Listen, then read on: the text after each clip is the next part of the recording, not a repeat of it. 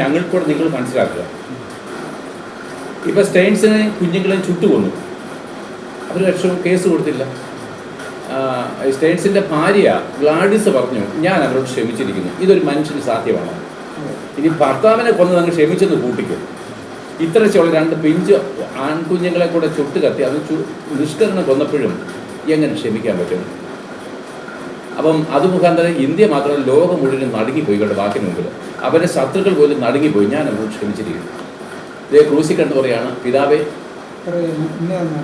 ഞാൻ ഇവരോട് ക്ഷമിക്കണമേ. ഇതെങ്ങനെ സാധ്യമാകും? ഒരു മനുഷ്യന് സാധ്യമല്ല. എത്ര വലിയ താത്വികനാന്ന് പറഞ്ഞാലും എത്ര വലിയ ഫിലോസഫറാന്ന് പറഞ്ഞാലും മുമ്പ് പറഞ്ഞ പോലെ മണ്ണ് നുള്ളിയിട്ട് നോക്കണം എന്താ സംഭവം എന്നറിയാൻ.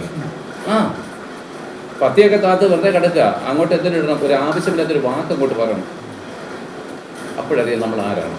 പക്ഷെ പരിശുദ്ധാത്മാവുള്ള ഒരു വ്യക്തിക്ക് എല്ലാം സഹിക്കാൻ പറ്റും.